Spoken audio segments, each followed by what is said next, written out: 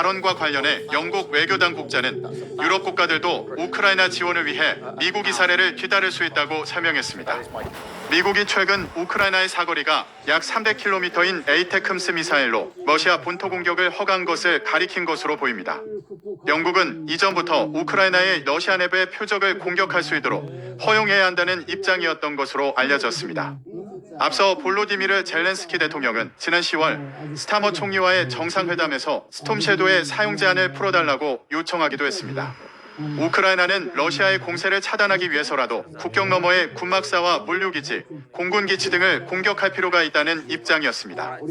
영국과 프랑스가 공동 개발한 스톰 섀도우 미사일은 공대지 순항 미사일로 작전 반경은 250km에 달합니다. 미국은 그동안 우크라이나에 에이테크스를 제공했지만 확전 우려로 러시아 본토 공격에 미국산 무기를 사용하지 말라는 제약을 걸었습니다. 이에 따라 영국과 프랑스도 공동 개발한 공대지 미사일 스톰 섀도우를 우크라이나에 제공했지만 미국과 동일하게 러시아 본토에 대한 공격을 금지하는 조건을 걸었습니다. 특히 미국도 스톰 섀도우로 러시아 본토를 공격하는 것을 반대했습니다. 스톰 섀도우 유도 장치 기술을 제공한 미국은 영국과 프랑스의 미사일 수출과 사용 등에 대한 거부권을 지니고 있습니다. 그러나 최근 미국이 에이테크스 사용 제한을 해제했기 때문에 더 이상 스톰 섀도우의 러시아 본토 공격을 반대할 명분이 없어졌다는 분석입니다. 유엔 안전보장이사회에서 미국과 러시아가 정면으로 충돌했습니다. 먼저 포문을 연 것은 미국이었습니다. 린다 토마스 그린필드 주 유엔 미국 대사는 약 1000일 전에 우크라이나를 침공하지 않겠다고 시작한 러시아의 거짓말이 지금까지 이어졌다고 비판했습니다. 특히 다급해진 러시아가 북한에 처음에는 무기, 나중에는 북한군 10,000명까지 제공받아 우크라이나군과 격돌했다고 강조했습니다. 또 중국에도 유럽에서 벌어지는 전쟁에 개입하지 말 것을 경고했습니다. 러시아 측은 미국이 에이테크스 미사일을 우크라이나에 제공해 많은 인명피해가 발생했다며 그 책임을 미국에 돌리고 있습니다. 또 북한군이 세계 평화를 깨지 않는다며 파병을 정당화하면서 미국에 맞서고 있는 상황인데요. 일단 이번 우크라이나 전쟁으로 많은 민간인들이 희생된 것에 대해서 일단 유감을 표명했고요. 러시아가 북한을 끌어들여서 처음에는 탄약을 공급받더니 나중에 파병까지 이렇게 이루어져서 점점 전쟁이 장기화하고 있다는 부분에 대한 비판에 대해서 목소리를 크게 높였습니다. 최근 전쟁이 격화된 건 트럼프 당선인이 이 휴전안을 추진하기 전에 우크라이나와 러시아가 한치라도 땅을 더 차지하기 위해서입니다. 미국이 이 북한군 파병으로 균형을 깬 러시아에 대해서 초강수를 선택했지만 제때 이 강력한 군사력을 활용해서 사태를 중재하지 못한 데 대한 불만이 유엔 내부에서 제기되고 있습니다. 특히 유엔 최고위층이 최근에 한반도에 그어진 휴전선처럼 이 우크라이나의 휴전선을 만드는 이른바 이 한국식 휴전을 사석에서 언급하기도 했습니다.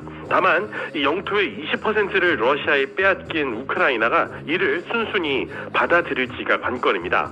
유엔 주재 외교관들은 우크라이나 전쟁으로 인한 인명 살상을 이 외교전만으로는 막지 못하는 것에 대해서 무력감을 토로하고 있습니다. 이에 이 트럼프 당선인이 휴전안을 본격적으로 추진하면 차선책으로 이를 마지못해라도 받아들일 가능성이 있다는 관측이 현재 나오고 있습니다. 지금까지 뉴욕에서 YTN 이승윤입니다.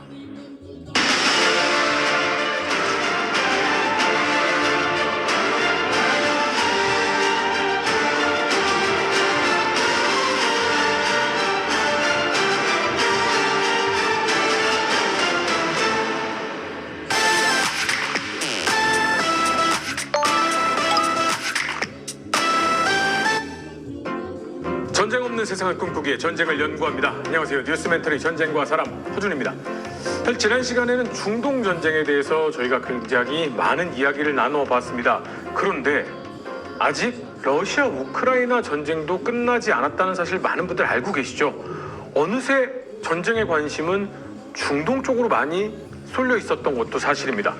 오늘은 러시아 우크라이나 전쟁에 대해서 심도 있게 한번 이야기를 나눠볼까 합니다. 오늘도 임영환 소장님, 태상호 기자님 나오셨습니다. 안녕하세요. 안녕하세요. 안녕하세요.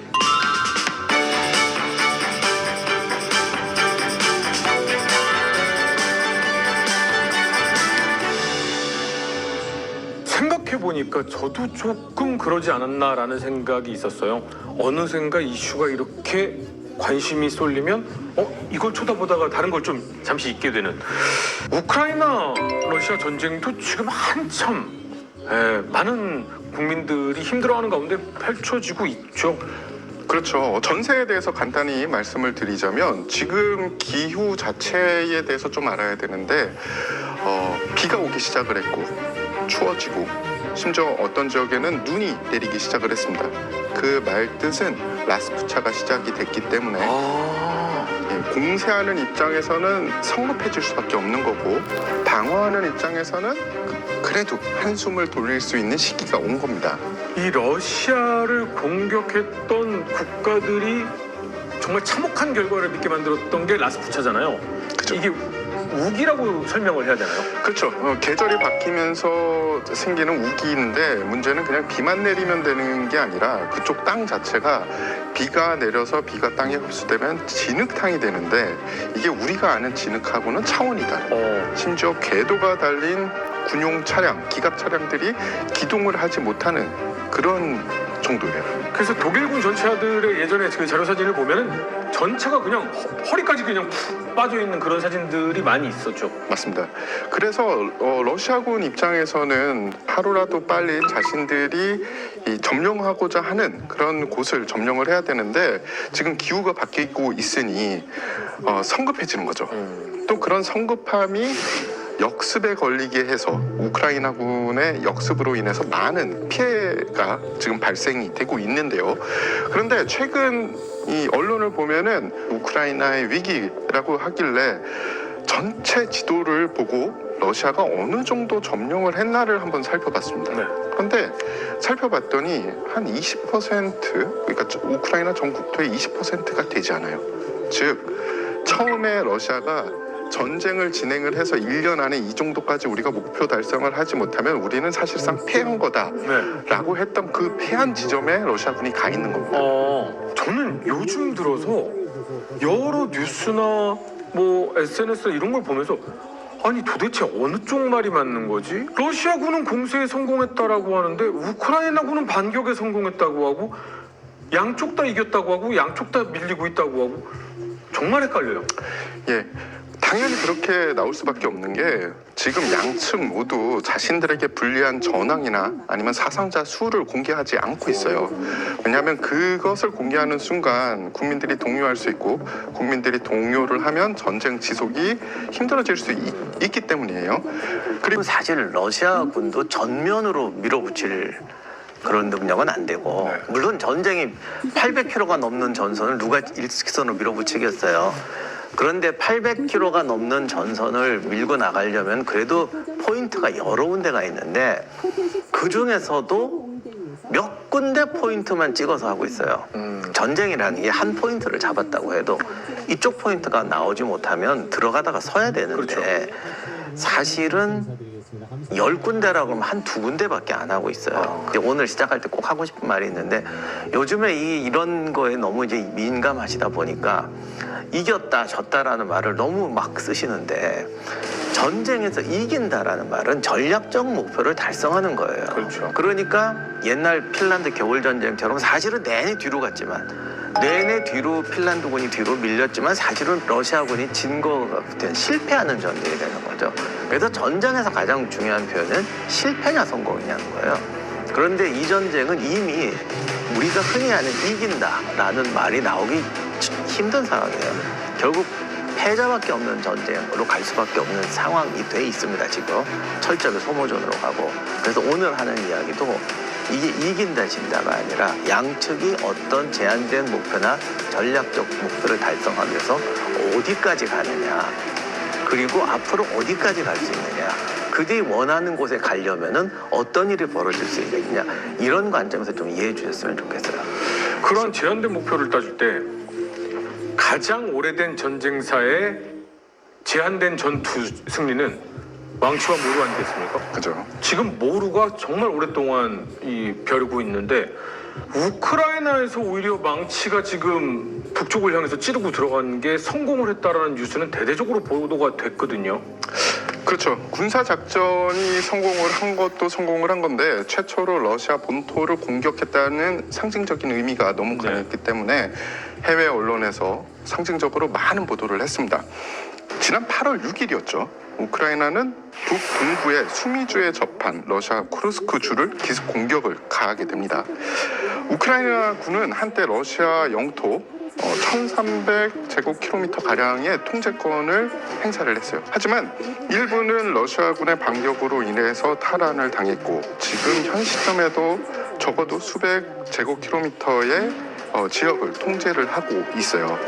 그리고 치열한 교전이 계속 그쪽 지역에서 발생이 되고 있는데 우크라이나 군이 쿠르스크 전역을 새로 연 것에 대해서 일부 군사 전문가들은 이 지역으로 우크라이나군 정예 병력이 이 병력과 자원이 분산이 되면서 동부 전선에서 러시아군의 공세를 막지 못하고 밀리고 있다라고 이 의견을 제시하는 분들도 있는 반면에 일부에서는 아니다. 쿠르스크 쪽을 공격을 해서 새로운 전선을 열었기 때문에 동부 전선의 압력이 조금 약해졌고 그래서 러시아군의 공세가 기세가 조금 약해질 수 있었다라고 이야기하는 분도 있습니다. 아마 그거에 대한 정확한 답은 정말 한 10년 이상 지나서 여기에 대한 연구가 제대로 나야 결정이 날 거예요. 그런데 분명한 거는 이 쿠르스크 공세가 시작되기 전에 동부 전선에서 러시아군이 사실 총력전으로 밀어붙였어요. 네.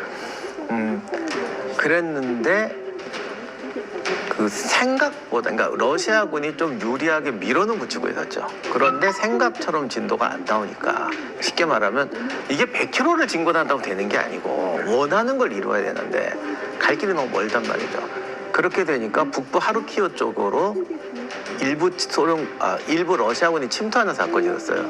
그때 우크라이나군이 거의 병력이 없다시피 했거든요. 근데 이것도 두 가지로 생각할 수가 있어요. 첫째는 우크라이나가 진짜 병력이 없구나. 그럼 이때 북쪽에서 밀어붙인다면 이 전쟁은 뭐 러시아의 승리로 끝나겠구나. 그런데 그 급조한 병력에 러시아군이 밀려나더라고. 그러니까 다시 말하면 러시아도 이제 병력이 없다는 거예요. 우크라이나는 기본적으로 두 개의 전선이에요. 지상전에서는 북부와 동부인데 북부를 지금 비워놓고 싸우고 있어요. 그럼 러시아군도 그만한 병력이 없다는 거죠. 그러니까 러시아군이 만약에 북부로 진짜 정예를 돌리면 동부 전선에서 러시아군 진격도 지체된다는 겁니다. 그때에 우크라이나군이 정말로 놀랍게도 동부 전선에서 정예 병력을 빼서 쿠르스크를 치고 나가는 엄청난 모험을 했어요. 그러니까 이게 성공이냐 실패냐를 떠나서 두 가지를 증명해 줄 수가 있는데 첫째는 이 전쟁이 이미 소모전이 갈 때까지 왔다. 그리고 소모전이 갈 때까지 왔을 때는 결국 한쪽 팔을 주고 한쪽 팔을 얻기 위해서는 엄청난 대담한 담력이 필요한데 거의 2차 세계대전 때 이후로 처음 보는 대담한 이게 성공이냐 그 아까 말한 평가를 떠나서 이 자체가